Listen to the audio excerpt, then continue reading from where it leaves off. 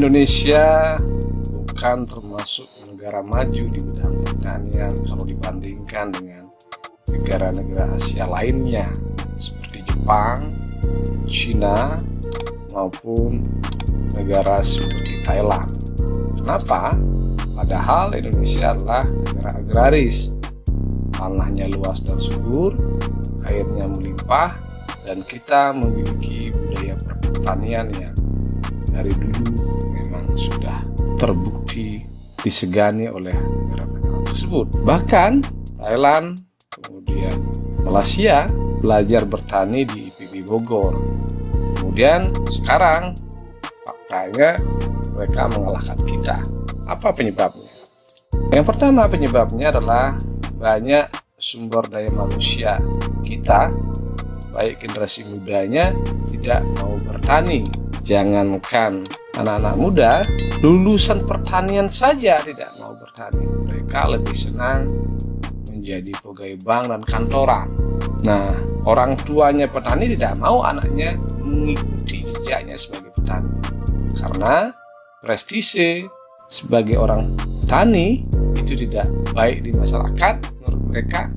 Kemudian hasilnya juga tidak baik. Nah, atas dasar orang yang terdidik ini tidak mau bertani, kelompok-kelompok petani semakin didominasi oleh kaum itu saja, sehingga sektor pertanian kita relatif kurang maju. Yang kedua, penyebabnya adalah kita terkesan masih menggunakan cara-cara tradisional dalam penerapan sektor pertanian, baik dari pembenihan, pembibitan, perawatan, pupuk, panen, dan pasca panen.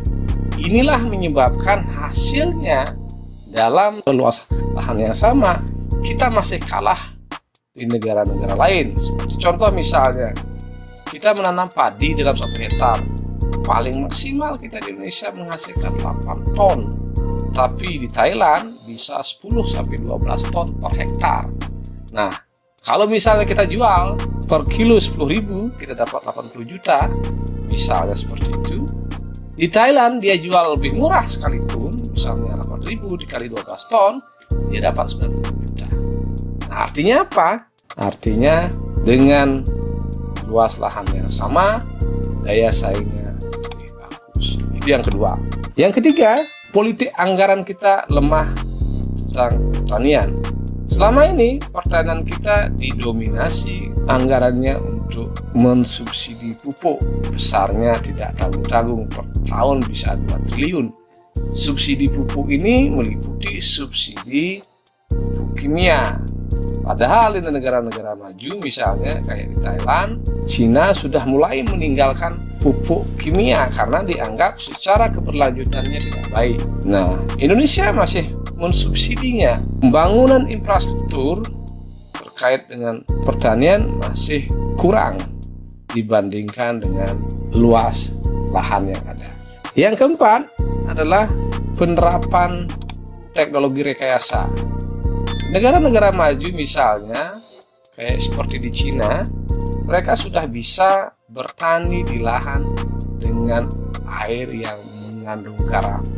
Kita di Indonesia, airnya garam sedikit, padi sudah mati. Nah, ini penyebabnya karena dia sudah menerapkan teknologi rekayasa genetika dari sisi pembenihan. Kita dana riset untuk penelitian benih ini relatif kalah dengan mereka. Nah, tentunya ini kembali kebijakan politik. Bagaimana dana riset pertanian didorong untuk bisa lebih meningkatkan produktivitas dan efektivitas dari pertanian. Yang kelima, infrastruktur pertanian. Infrastruktur pertanian maksudnya meliputi dari hulu hilir, baik dari jalan irigasi desa, RIDES. Yang kedua, tempat-tempat air, misalnya kayak bendungan, embung, itu relatif masih terbatas. Pendapat saya setuju dengan pernyataan yang ada di video tadi mengenai apa saja penyebab terjadinya tantangan di sektor pertanian. Yang pertama, banyaknya generasi muda tidak mau bertani. Jangankan anak-anak muda, generasi lulusan pertanian saja mereka lebih minat menjadi pegawai yang bekerja di kantoran daripada petani karena mereka gengsi untuk bertani. Yang kedua, mayoritas masyarakat Indonesia masih menggunakan cara tradisional untuk bertani sehingga kita kalah dengan negara-negara lainnya. Yang ketiga, lemahnya politik anggaran kita di sektor ekonomi. Yang terakhir, kurangnya penerapan teknologi rekayasa. Di sini saya akan menanggapi video reaksi tentang tantangan pertanian pada lahan, tenaga kerja, modal, dan kelembagaan. Nah, sudah dapat dihitung bahwa lahan pertanian semakin tahun semakin menurun, diakibatkan karena peralihan lahan dan juga terjadinya irigasi. Nah, peralihan lahan ini menyebabkan suatu pertanian tidak bisa memanen pertanian ini lagi. Dan yang kedua adalah tenaga kerja. Tenaga kerja merupakan faktor produksi pertanian yang paling unik dalam jumlah, kualitas, rupiah maupun penawaran dan permintaannya. Tenaga kerja juga ada tenaga kerja manusia. Nah, tenaga kerja manusia ini umumnya bersifat tempat tinggalnya di pedesaan dan menjadi tenaga kerja yang musiman. Ada juga tenaga kerja yang tetap tinggal di pedesaan dikarenakan sumber daya manusia yang semakin hari semakin merendah. Dan yang ketiga adalah modal. Modal adalah faktor produksi di luar lahan, tenaga kerja, dan juga skill. Bentuk modal yaitu berupa uang, modal tetap, dan juga modal lancar. Nah, modal tetap berupa infrastruktur merupakan modal yang tidak bisa dikelola sepenuhnya oleh petani karena jenis barang yang menjadi milik umum. Contoh modal yaitu contoh jaringan irigasi.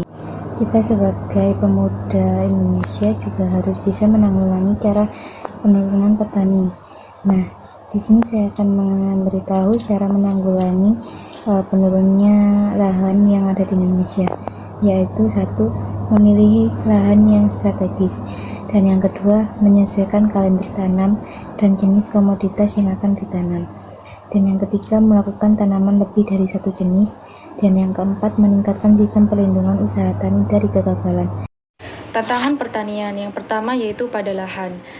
Penduduk Indonesia dari tahun ke tahun mengalami pertumbuhan yang signifikan. Hal ini menunjukkan bahwa kebutuhan pangannya juga bertambah. Akan tetapi, tiap tahunnya alih fungsi lahan pertanian menjadi rumah penduduk dan kawasan industri lainnya juga semakin banyak.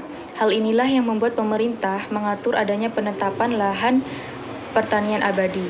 Dengan begitu, petani akan mendapat kepastian tentang lahan garapannya dan konsisten dalam memproduksi pangan. Yang kedua yaitu ada ketenaga kerjaan. Perekonomian di Indonesia saat ini tidak stabil dan ketenaga kerjaan di bidang pertanian juga mengalami penurunan dikarenakan banyak yang berimigrasi ke perkotaan untuk mencari pekerjaan, serta anak-anak muda dan sarjana muda pertanian banyak yang bekerja tidak sesuai dengan bidangnya. Kemudian, pendidikan pada ketenaga kerjaan di bidang pertanian juga masih kurang. Oleh karena itu, diperlukan adanya upaya peningkatan pendidikan kepada para masyarakat agar membentuk para ketenaga kerjaan di bidang pertanian yang dapat berpikir dengan baik dan berkualitas. Yang ketiga yaitu ada kelembagaan. Kelembagaan sangat diperlukan dalam bidang pertanian karena masalah-masalah yang muncul dalam pertanian dapat diselesaikan atau dapat dipecahkan oleh lembaga.